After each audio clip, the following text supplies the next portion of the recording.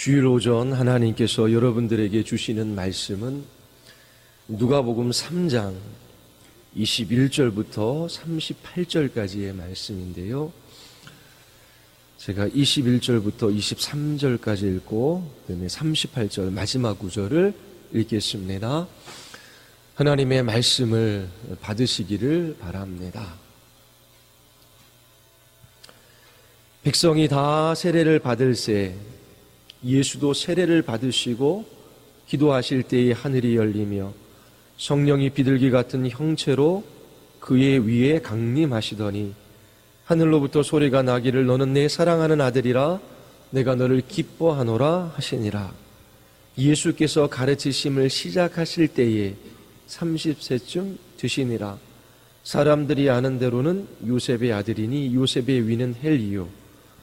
38절입니다. 그 위는 에노스요, 그 위는 셋이요, 그 위는 아담이요, 그 위는 하나님이시니라. 아멘. 기도하시겠습니다.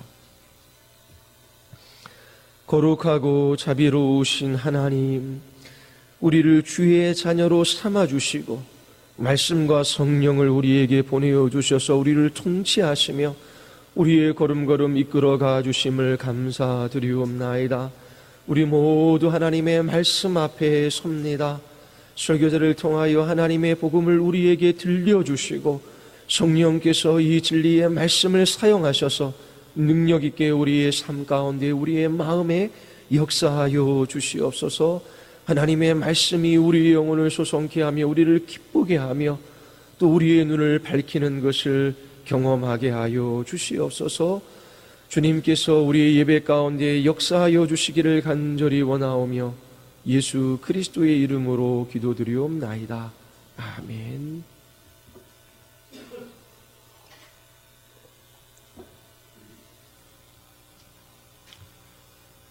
교회에 오래 다닌 사람들은 항상 듣는 말씀이 있습니다. 하나님의 말씀 열심히 배우고 읽으라고 그렇게 권면하는 목회자들의 이야기를 많이 듣습니다. 또 하나는 뭐죠? 기도하라라고 하는 거예요. 하나님의 나라를 향한 열차가 있습니다. 열차는 두 레일 위에서 달리지요. 자, 하나님의 나라를 향하여 달려가는 그 열차의 두 레일은 말씀과 기도입니다. 거듭나고 회심한 하나님의 백성들은 하나님의 말씀에 대한 감각을 가지고 있어요. 말씀을 깨닫고 이해한 경험이 있다라고 하는 것입니다. 그래서 금, 곧 많은 순금보다 더 사모할 것이 하나님의 말씀이며 또 꿀과 송이꿀보다 더 단 것이 하나님의 말씀이라고 하는 것을 알고 있습니다. 이 말씀의 의미가 무엇인지를 경험한 사람이에요. 시편 19편에 보면 하나님의 말씀의 효능에 관하여 우리에게 설명해 줍니다. 여호와의 율법은 완전하여 영혼을 소성케 합니다. 하나님의 말씀은 영혼을 변화시키는 힘이 있어요. 왜냐하면 그 말씀은 하나님께서 천지를 창조하셨던 말씀이기 때문에 그래요. 하나님께서 말씀하심에 없었던 것이 나타나기 시작합니다. 그 말씀은 죽은 영혼을 살게 해요. 그리고 마음에 참된 변화를 일으키지요. 뿐만 아니라 여호와의 증거는 확실하여 우둔한 자를 지혜롭게 합니다.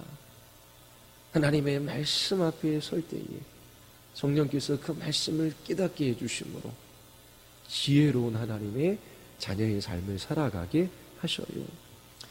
여호와의 교훈은 정직하여 우리의 마음을 기쁘게 합니다. 낭망하는 사람, 절망하는 사람, 환경과 상황은 여전히 변화되지 않았는데 하나님께서 하늘 문을 여시고 우리에게 부어주시는 그 하늘의 기쁨으로 말미암아 그 입술에 새 노래가 날마다 흘러나옵니다. 이 세상이 우리에게 주는 기쁨과 비교할 수 없는 하늘의 기쁨을 하나님께서 이 말씀을 사용하셔서 우리에게 주십니다. 여호와의 계명은 순전하여 우리의 눈을 밝게 해요. 우리 인생의 문제가 무엇입니까? 정말 중요하고 가치 있는 것이 무엇인지를 모른다라고 하는 거예요. 우리에게 주어진 삶의 기회, 우리의 시간, 우리의 물질, 우리의 에너지, 우리의 힘, 그 모든 것을 마땅히 중요한 것에, 가치 있는 것에 사용해야 하는데 정말 소중한 것이 무엇인지를 모르며 살아가는 때가 너무나 많이 있어요. 그런데 하나님의 말씀은 우리의 눈을 밝게 합니다. 무엇이 중요하고 가치 있는 것인지 보게 해요. 남편과 아내와의 관계 속에서 복음의 영광을 드러내는 것이 가장 가치 있지요. 그리고 남편, 아내보다 더 소중한 것이 많지 않아요. 그런데 사소한 일 때문에 아내의 마음에 상처를 내고 또 남편의 마음을 아프게 하는 그런 일들이 우리에게 있어요. 하나님의 말씀을 읽고 배우면 하나님이 주신 직분이 무엇인지를 깨달아 알게 되고 어떻게 대화하며 어떻게 이 직분을 따라 부부의 연합을 이루어 갈 것인가 하나님께서 포기해 주셔요.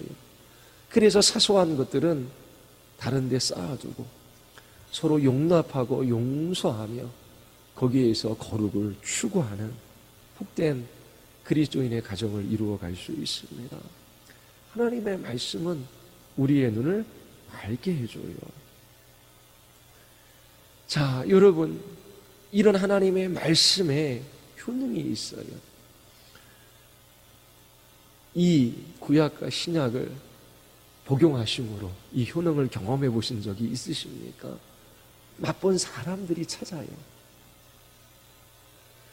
성경을 읽을 때에 잠시 읽는 것을 멈추고 질문을 던져보시기를 바랍니다.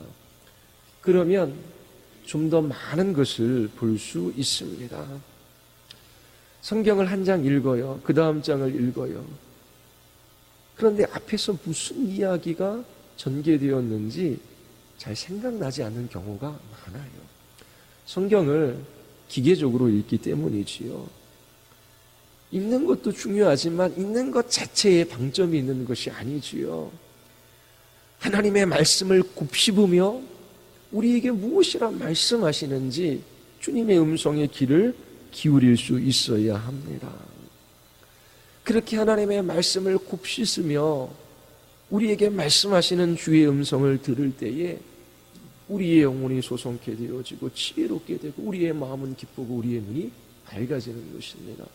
우리의 생각은 넓어지고 우리의 심령은 강해지는 것이지요. 하나님이 주시는 그 말씀으로 확신 가운데 그리스도인의 삶을 넉넉히 살아갈 수 있습니다. 삶에 대한 통찰도 얻게 돼요. 성경을 읽으면서 성경에 질문을 던지는 훈련을 한번 해 보십시오.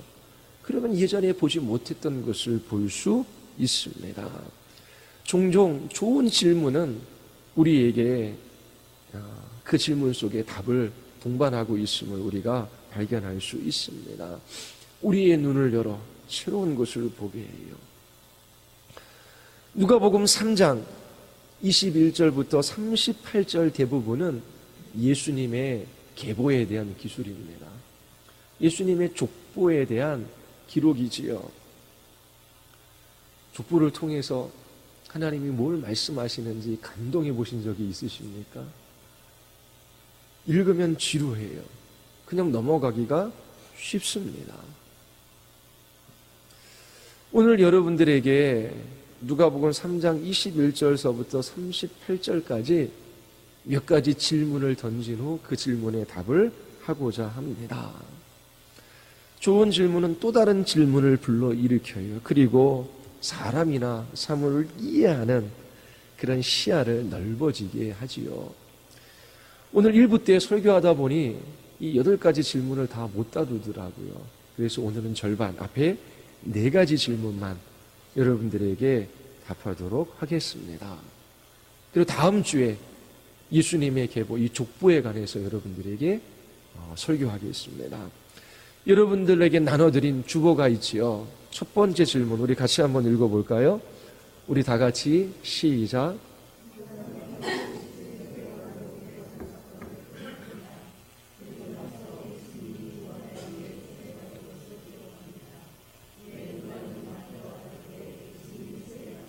세례 요한이 옥에 갇힌 사건을 기록했습니다. 이상하지요? 이상하지 않습니까?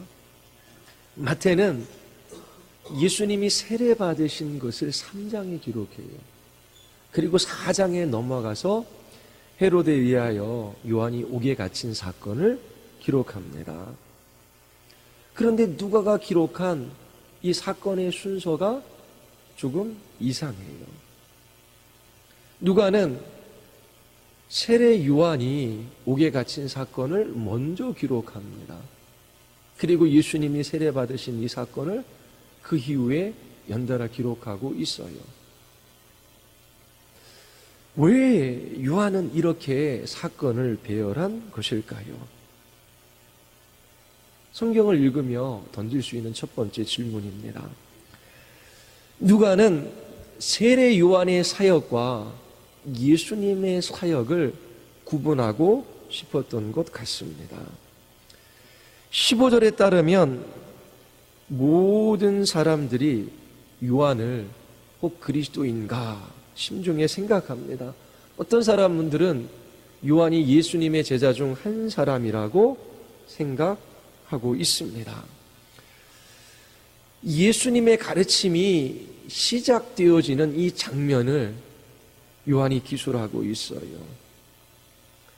누가는 이러한 사건 배열을 통하여 구속사에 있어서 전환점이 시작되었다라고 하는 것을 독자들에게 알리고자 합니다.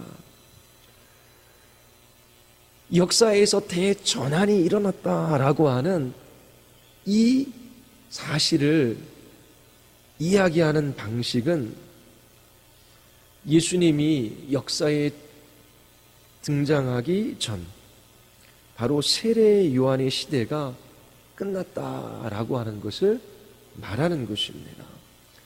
누가복음 16장 16절은 이렇게 말해요. 율법과 선지자는 요한의 때까지요. 그 후로부터는 하나님의 나라의 복음이 전파되어 사람마다 그리로 침입하느니라. 율법과 선지자의 시대와 하나님 나라의 복음이 전파되는 시대로 역사는 구분되어집니다. 요한은 구약의 마지막 선지자예요. 요한은 새 시대에 속한 인물이 아니라 구시대, 구약에 속한 마지막 인물입니다. 그래서 누가는 예수님의 사역과 요한의 사역을 구분하고 싶어 합니다. 예수님이 세례 받으시는 장면을 보십시오. 요한의 이름이 안 적혀 있어요. 누가복음 7장 26절부터 28절에서 예수님은 요한이 선지자이고 어떤 선지자보다 훌륭하다라고 말씀하셔요. 그리고 요한은 예수님의 길을 준비하는 자임을 말씀하시지요. 내가 너희에게 말하노니 여자가 낳은 자 중에 요한보다 큰 자가 없도다. 그러나 하나님의 나라에서는 극히 작은 자라도 그보다 크니라 하시니. 요한은 위대한 선지자입니다. 그러나 하나님 나라가 역사 가운데 지금 임하고 있어요. 새로운 것이 오고 있습니다. 메시아가 지금 여기 와 계셔요. 그리고 그의 백성들을 부르십니다. 하나님 나라에서 가장 작은 자일지라도 요한보다 더 큰 특권을 가지고 있습니다. 요한은 우리가 알고 있는 이 복음의 지식보다 적은 지식들을 가지고 있었어요. 지난주 여러분들에게 말씀드린 것처럼 요한의 선포는 복음이라고 말씀드렸어요. 세 가지를 말씀드렸는데 기억나시나요? 첫 번째, 경고. 경고의 메시지는 복음입니다. 임박한 하나님의 진노를 피하라. 두 번째, 피하는 방법을 이야기해줘요. 하나님의 채비하심의 손길을 의지하라. 세 번째, 권면하지요. 하나님의 말씀을 따라 살아가는 그 백성들에게 주시는 하늘의 기쁨이 있어요. 그래서 그 권면의 메시지를 듣고 순종하며 살아가는 것은 너무나 큰 복입니다. 이처럼 요한도 하나님 나라가 이 세상에 왔음을 알고 있어요. 그리고 그에게 주신 사명을 따라 복음을 전했습니다. 그러나 우리가 알고 있는 이 복음의 광대함과 위대함, 이것은 알지 못했어요. 이 땅에 오신 메시아이신 예수 그리스도, 그를 알아보았지만 그가 무엇을 말씀하시고 어떠한 삶을 사셨고 마침내 우리와 같은 죄인을 위하여 십자가에서 몸을 찢으시고 피를 흘리신 이 십자가의 사건도 그는 잘 알지 못했어요. 예수 그리스도께서 그의 피로 쓰신 계약서를 우리에게 주셨어요. 예수 그리스도의 십자가를 생각하면 하나님께서 우리를 위하시고 하나님께서 그 크신 능력으로 우리를 위하여 역사하신다라고 하는 이 분명한 확신을 가질 수 있어요. 우리 인생 가운데 일어나는 모든 일들의 의미에 관하여 우리는 다 알 수 없어요. 하나님께서 왜 이런 사람을 만나게 하시고 왜 여기에 있게 하시고 왜 이러한 어려움들을 내 앞에 두셨는지 다 알 수는 없지만 예수 그리스도를 바라보면, 십자가를 생각하면 우리는 확신할 수 있어요. 이 모든 일들을 통하여 하나님께서 선을 행하실 것이며 내 눈에 좋아 보이지 않는 이 사건까지도 주께서 사용하셔서 나에게 유익되게 하시고 나를 더 거룩하게 하실 것이라는 확신을 가져요. 그래서 하나님께서 이 일들을 통하여 나에게 무엇을 말씀하시는지 하나님의 말씀에 더 민감하게 반응하고 그리고 더 하나님 앞에 나아가 하나님을 갈망합니다. 그런 사람들은 그 고난을 통하여 하나님이 어떤 분이신지를 알아가요.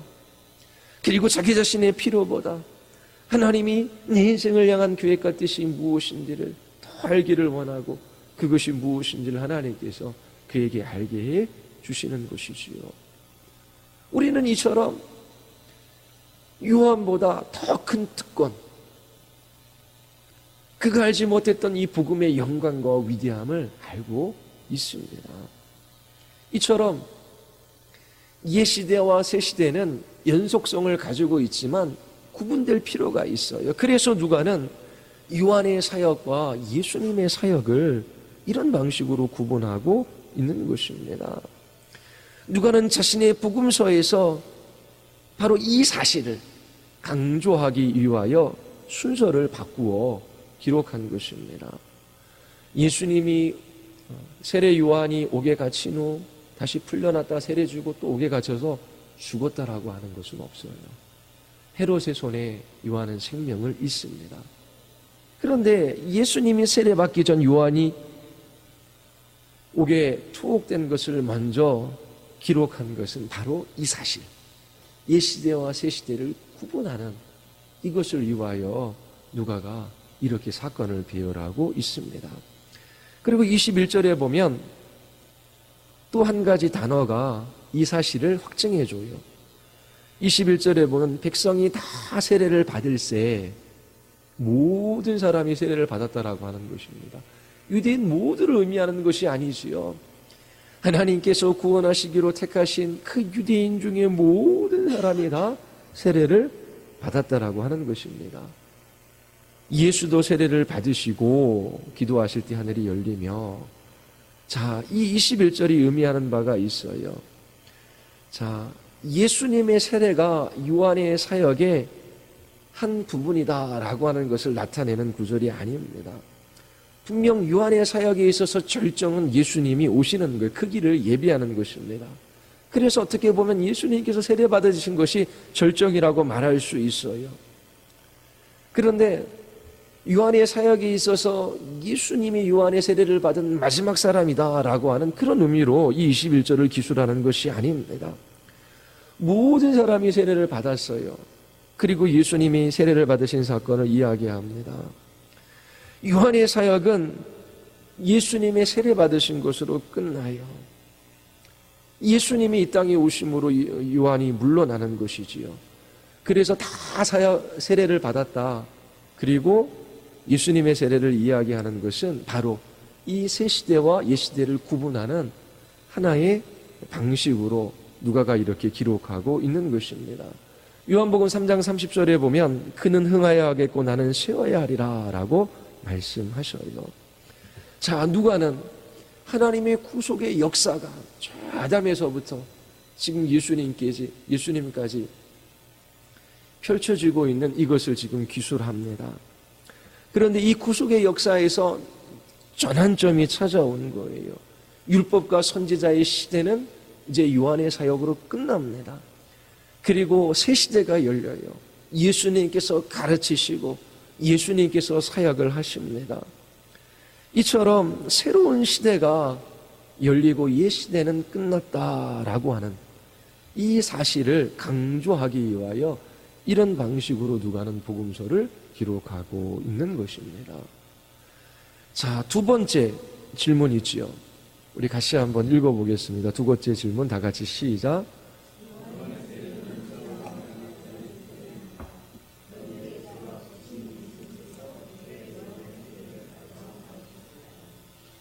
네.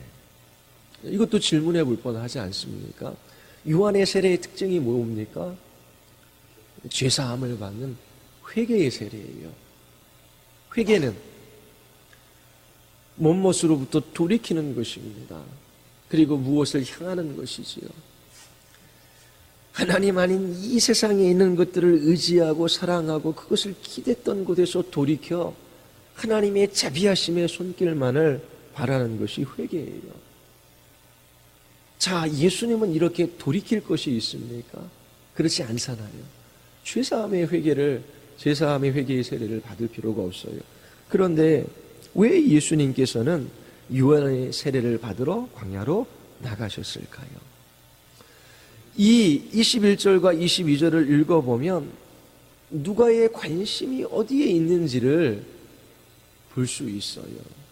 누가는 예수님이 세례 받았다라고 하는 사실 그 자체에 관심이 있는 것이 아니라 이 세례 받으실 때에 세례 받으신 후에 어떠한 일들이 일어났는가라고 하는 여기에 초점을 맞추고 있습니다.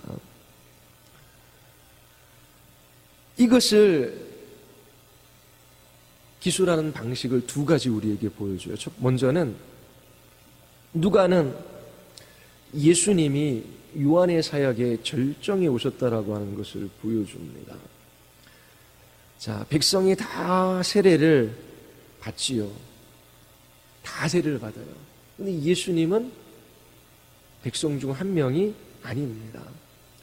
예수님이 세례를 받기 위하여 나오신 것은 어떤 특별한 의미를 갖고 있다라고 하는 것을 우리에게 말해주고 있어요. 그런데 두 번째로 세례 요한이 문장을 사용한 방식을 보면, 문법을 보면 그의 방점이 세례 자체에 있는 것이 아니라 바로 세례 받은 이후의 사건에 있음을 우리가 알 수 있습니다. 누가가 사용한 문장을 보면 세례는 두 번째이고요. 그 이후에 일어난 일이 중요하다라는 것을 우리에게 보여줍니다. 유대인들이 세례받은 것을 이야기해 곧 뒤이어 예수님께서 세례를 받으시지요. 그리고 이처럼 예수님께서 세례받으시고 기도하실 때에 또 앞구절은 무리들이, 이 유대인들이 다 세례받을 때, 자, 시간을 나타내는 종속절을 사용합니다. 그래서 21절이 주절이 아니에요. 22절에 포커스가 맞춰져 있는 것입니다. 백성이 세례를 받을 때 예수님이 세례를 받으시고 기도하실 때 하늘이 열리고 성령님이 오시고 하나님이 말씀하셨지요. 누가는 이 세례 자체가 예수님에게 어떤 영향을 미치는 것이 아니라 이 세례라는 사건을 통하여 그 이후에 일어난 사건의 포커스를 맞추며 하나님께서 이 세례를 통하여 예수 그리스도의 메시아직을 승인했다라고 하는 것을 말하고자 하는 것입니다. 누가가 관심 있어 하는 것은 마태와 달라요. 마태는 세례 자체에 초점을 맞추고 있습니다. 그리고 우리가 두 번째 한 질문을 동일하게 마태도 해요. 마태복음 3장 14절에 보면 요한이 말려 이르되 내가 당신에게 세례를 받아야 할 터인데 당신이 내게로 오시나이까. 아니, 세례를 받으면 제가 받아야지 어떻게 예수님이 저에게 세례를 받을 수 있습니까? 예수님은 죄 없으신 분이고 저는 죄인인데 받아야 한다면 제가 세례를 받아야 되지요. 그런데 예수님께서 이렇게 말씀하셔요. 이제 허락하라. 우리가 이와 같이 하여 모든 일을 이루는 것이 합당하니라 하시니 이에 요한이 허락한지라. 자, 누가는 하나님이 하늘로부터 예수님에게 말씀하시는 때, 바로 그때로서 예수님의 세례를 다루고 있어요.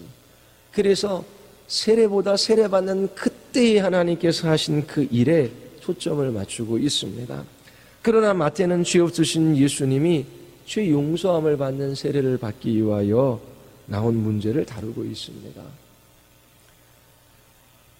누가에게 있어서 먼저는 예수님께서 가르치시기 전에 이 예수가 하나님이 보내신 그리스도 곧 메시아임을 승인하고 확증시키는 이 일에 훨씬 더 강조점이 있어요.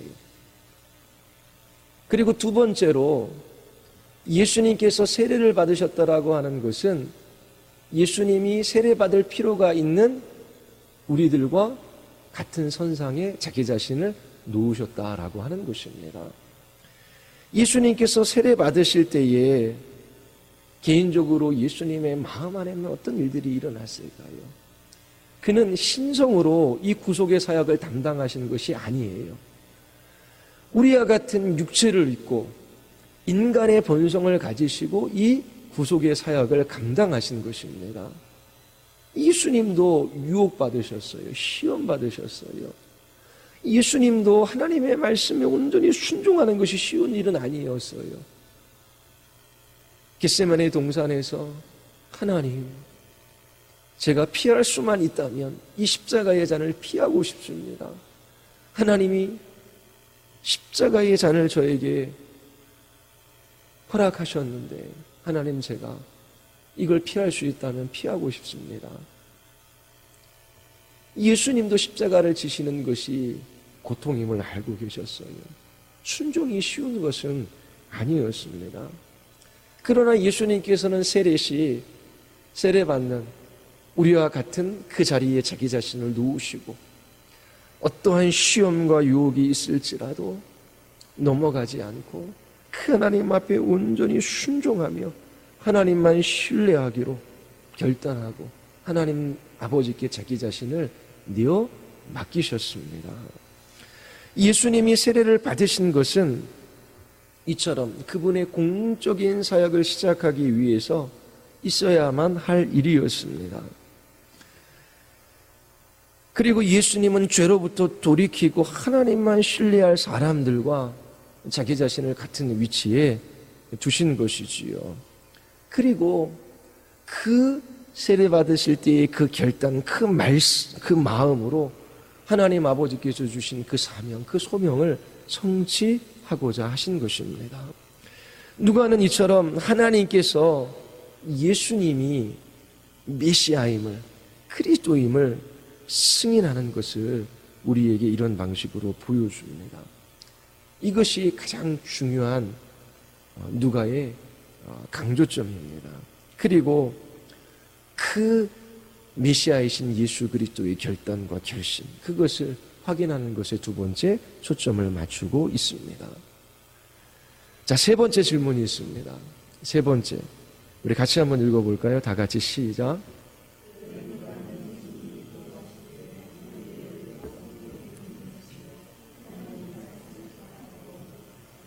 자, 이 21절에도 특이한 이 구문이 들어가 있어요.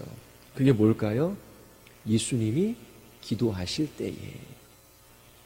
그 어떤 복음서도 이것을 말하고 있지 않아요. 누가만이 예수님이 기도하실 때에 하늘이 열렸다라고 말합니다. 예수님이 기도하시는 이 장면을 기록하고 있어요. 누가는 예수님이 기도하시는 것을 좋아하고 기뻐하고 사랑한 사람인 것 같아요. 누가복음 전체를 읽어보면 예수님께서 중요한 시점마다 기도하셨다라고 하는 것을 우리가 볼 수 있습니다. 오늘 본문처럼 이제 옛 시대는 끝나고 새로운 시대가 열려요. 구속사에서 대전환점이 일어나는 시기입니다. 그때 예수님께서 기도하십니다. 기도하실 때에 하늘이 열려요. 그리고 예수님께서 12사도를 택하시기 전 밤늦도록 기도하셨다라고 기록합니다. 예수께서 기도하시러 산으로 가서 밤이 새도록 하나님께 기도하시고 밝음에 그 제자들을 부르사 그 중에서 12를 택하여 사도라 칭하셨으니 누가복음 6장의 기록입니다. 그리고 베드로의 신앙 고백이 있기 전 예수님께서 따로 기도하셨습니다. 그리고 예수님께서 베드로와 요한과 야고보를 데리고 산에 올라가시지요. 그곳을 변화산이라고 부릅니다. 그곳에서 기도하실 때의 용모가 변화되어져요. 이처럼 중요한 사건 앞에 예수님이 기도하신 장면을 누가는 계속 기록합니다. 그리고 예수님께서 겟세마네 동산에서 십자가의 죽으심을 앞두고 기도하신 장면을 누가는 우리에게 말하고 있습니다. 그리고 십자가에 달리셨을 때도 예수님께서는 기도하셨어요. 뿐만 아니라 누가복음을 읽어보면 예수님께서 한적한 곳에서 반복적으로 기도하셨고 밤을 새우셨다라고 하는 기록을 누가는 남기고 있습니다. 누가는 이렇게 예수님의 기도하시는 모습을 그의 복음서에 풍성하게 기록하고 있어요. 누가는 이것을 통하여 우리에게 말하고자 하는 것이 있지요. 그게 무엇이겠습니까?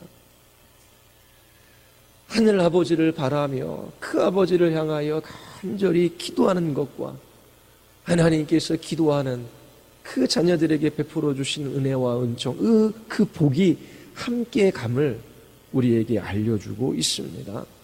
예수님께서 세례받으신 후 기도하실 때에 예수님에게 어떠한 복, 어떠한 은혜와 은총이 임했습니까? 누가복음 11장 13절이 답을 줘요. 너희가 악할지라도 좋은 것을 자식에게 줄 줄 알거든 하물며 너희 하늘 아버지께서 구하는 자에게 성령을 주시지 않겠느냐. 누가의 버전과 마태의 버전이 조금 달라요. 자녀들이 하늘 아버지께 구할 때에 하나님께서 뭘 주십니까? 성령님을 주셔요. 하나님의 약속의 말씀을 붙들고 간절히 기도하십시오. 주의 뜻이 이루어지이다. 하나님 저에게 주신 모든 삶의 기회를 통하여 주의 나라를 위하여 살아가기를 원하나이다. 하나님이 저를 통치하고 다스리시고 계심을 하나님, 이 사람들이, 하나님 우리 직장 사람들이 또 우리 이웃들이 알게 하여 주시옵소서. 주님 그 아들과 함께 그 모든 것을 우리에게 선물로 주실 것을 약속해 주셨지요. 하나님 저에게 지금 이러한 어려움이 있습니다.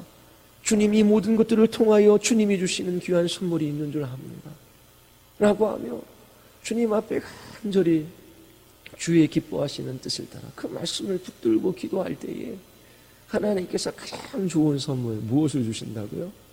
성령님을 주셔요. 성령의 열매가 맺히게 됩니다. 우리의 인격 가운데 사랑이 있어요. 기쁨이 있고 평안이 있어요. 인내할 수 있어요. 그리고 충성스러운 삶을 살아갈 수 있고 우리의 이웃들에게 친절히 대하며 그렇게 그리스도의 증인으로서의 삶을 살아갈 수 있습니다. 저는 이걸 경험해요. 기도하지 않고 살아가면 자기 자신의 죄든 본성이 나타나요. 그리고 아무리 옳은 것을 이야기해도 그 옳은 것 때문에 시험에 빠지고 오히려 옳은 것 이야기하고 자기는 괜찮은 사람인 것 같지만 성령께서 역사하시지 않는 그 모든 것들은 자기 자랑이고 그리고 사단의 유혹을 받을 수밖에 없는 기회로 그렇게 전락하고 마는 것입니다. 구원받은 하나님의 백성들은 기도하는 것이 무엇인지 알아요. 하나님 앞에 엎드립니다. 간절히 하나님께 구할 때에 어떻게 하나님께서 좋은 것을 주셔요. 기도와 하나님이 주시는 복이 함께 가는 것입니다. 자, 예수님이나 또 우리에게 성령님이 함께 하시지 않은 것이 아니지요. 연약한 신자일지라도 성령의 전입니다. 그러나 성령은 무한하신 하나님이셔요. 언제나 자신을 우리에게 더 많이 주실 수 있는 분이십니다. 성령께서 자신을 우리에게 나타내는 방식은 매우 다양해요. 성령 하나님의 충만한 역사를 사모하며 기다리는 사람들에게 항상 새로운 경험을 주십니다. 예수님이 세례 받으신 후 무엇을 위해 기도하셨을까요? 이렇게 기도하지 않으셨을까요?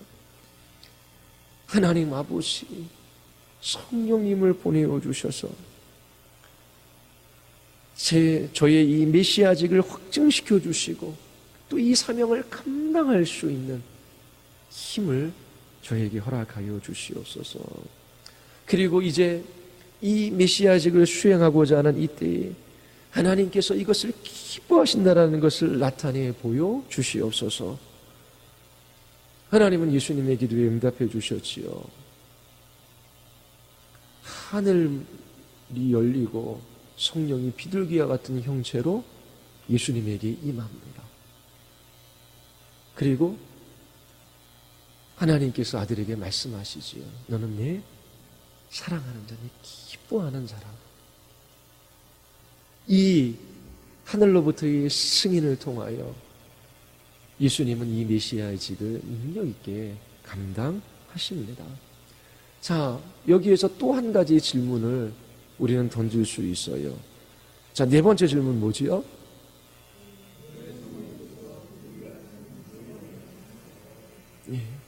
예수님이 기도하실 때 하늘이 열리며 성령이 비둘기와 같은 형체로 예수님 위에 강림하십니다. 그때 하늘로부터 소리가 나지요. 너는 내 사랑하는 아들이라. 내가 너를 기뻐하노라. 이것이 분명히 의미하는 것이 있어요. 자, 의미하는 것은 첫 번째 예수님의 메시아직을 확증하는 해주는 일입니다. 뿐만 아니라 예수님에게 큰 능력이 임하는 거예요. 성령께서 강림하시잖아요. 그리고 성령이 강림하시는데 뭐라고 묘사합니까? 비둘기와 같은 형체로. 그러면 왜 비둘기 같은 형체라는 말을 누가는 기록했을까요? 이것은 예수님의 사역의 방향을 가르쳐주는 그러한 단어입니다. 성령이 임재하시는 방식은 어떻게 성령의 큰 능력이 사용되어지는지 그 방향을 우리에게 알려줘요. 예수님은 비둘기라고 하는 단어를 한 번 사용해서 말씀하셔요. 마태복음 10장 16절에 너희는 뱀같이 지혜롭고 뭐같이 순결하라? 비둘기같이 순결하라. 비둘기는 순결, 순종, 순수 이런 단어를 생각나게 합니다. 자, 성령이 독수리처럼 위풍당당하게 예수님이 위에 강림하셨다고 그렇게 기록하지 않아요. 그리고 성령이 매처럼 그렇게 맹렬하고 힘있게 예수님에게 임했다라고 그렇게 기록하지도 않아요. 비둘기와 같은 형체로. 비둘기는 일반적이고 평범한 새입니다. 가난한 사람들이 재물이 없기 때문에 하나님 앞에 제사 드릴 때 제물로 뭘 사용했습니까? 비둘기를 사용했어요. 비둘기는 평범하고 널려있고 그리고 때로는 그렇게 뭐 귀한 새가 아니잖아요. 하찮고 보잘것 없는 새일 수 있습니다. 자, 이것을 통하여 성부 하나님께서는 예수님의 사역이 어떠한 사역이 되어야 할지를 알려주고 계십니다. 하나님께서 성령으로 기름 부으심을 예수님의 허락하셨어요. 그러면 그 능력을 자랑하거나 과시하거나 뽐내는 것이 아니지요. 그 성령의 임재로 말미암아 예수님께서 메시아직을 감당해야 되는데 어떻게 해요? 비둘기 같은 모양으로 이 메시아직을 감당하는 것입니다.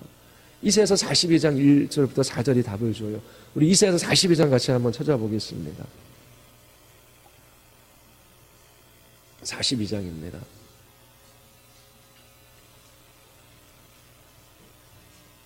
(42장) 1절부터 4절까지입니다.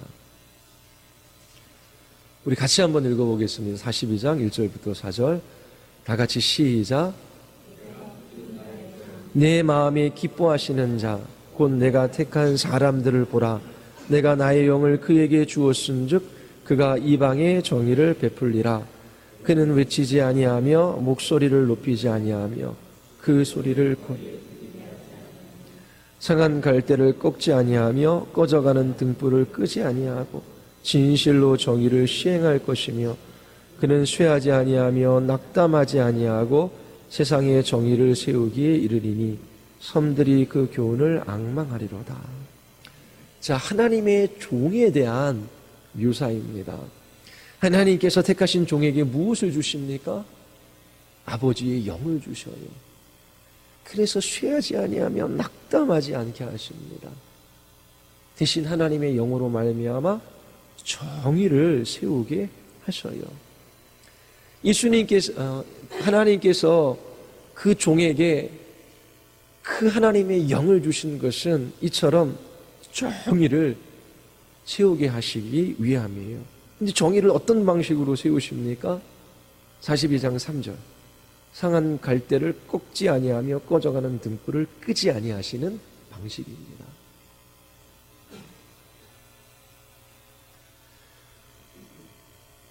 예수님은 약한 자와 실패한 자 그리고 눈먼 자, 옥눈인 자들을 돌보셔요. 매같이 맹렬하게 정의를 세우지 않고 독수리처럼 위풍당당하게 그 크신 능력을 사용하셔서 그렇게 정의를 세우시는 것이 아닙니다. 하나님께서 비둘기 같은 형체로 성령을 예수님에게 부어주셨어요. 자, 이것이 의미하는 바가 있습니다. 예수님은 육신을 가지고 인성을 가지고 그 모든 메시아직을 사명하는 것이 결코 쉬운 일이 아니에요. 그래서 성령을 예수님께 부어주셨습니다. 이제 그 크신 능력으로 예수님은 어떻게 해요? 순종하고 사랑하고 섬기는 삶, 종의 삶을 살아가는 것입니다. 이러한 섬기고 사랑하는 종의 삶을 통하여 정의를 세우게 하신 거예요.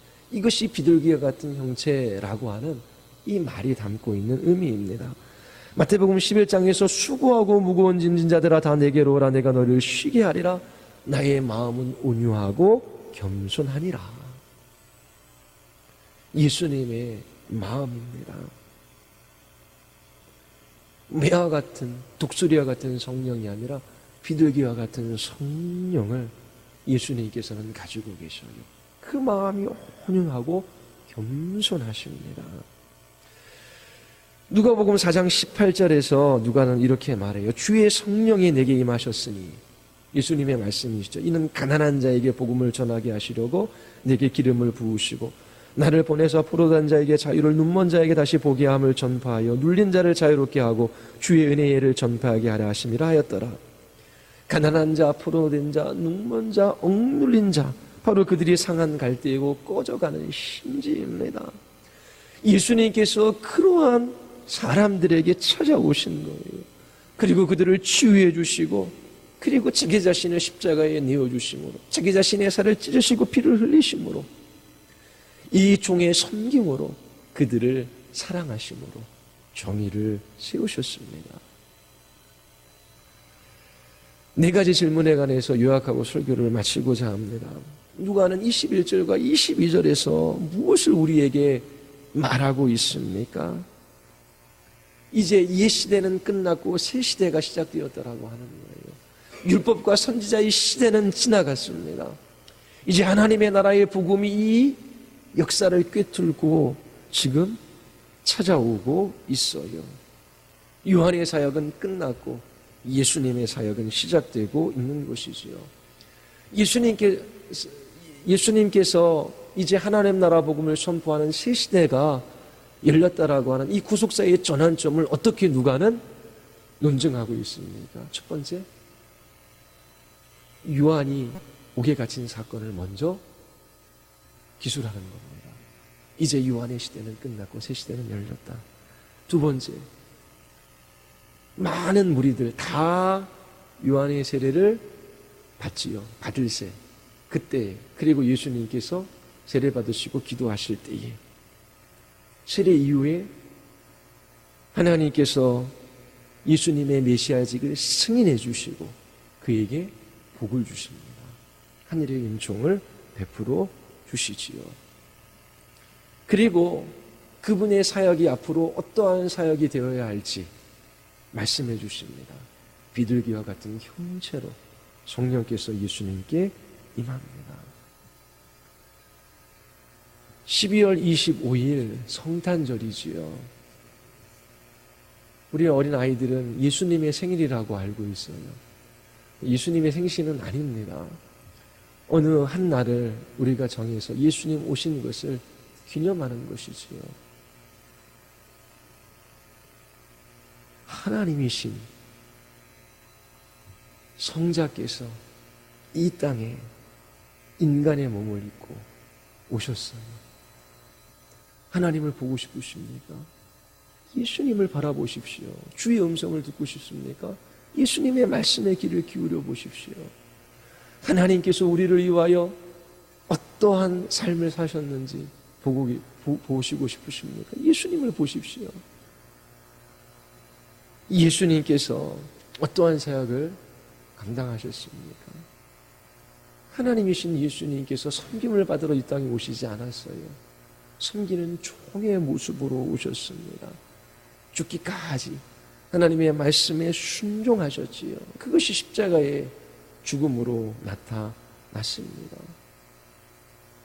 예수 그리스도 그분이 아니면 우리에게 무슨 소망이 있습니까?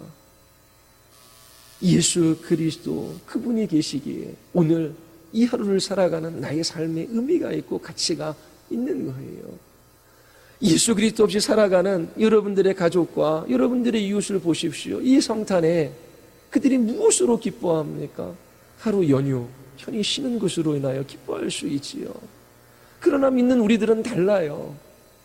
예수 그리스도께서 이 땅에 오심으로 신인류, 새로운 피조물을 하나님께서 예수님을 통해 만들어내시는 거예요. 우리는 새로운 피조물이 되었어요.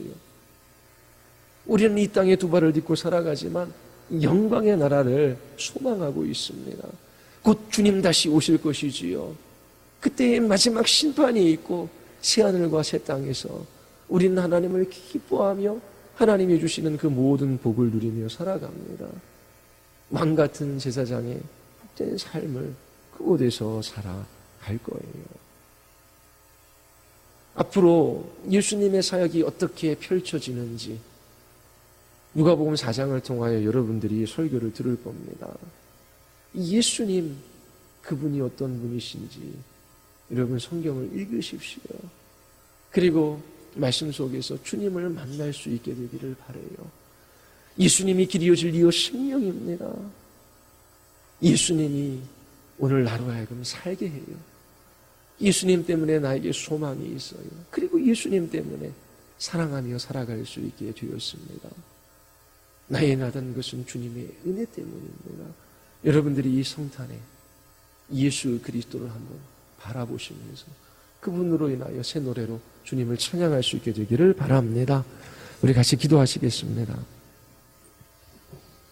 우리 이 시간 기도할 때에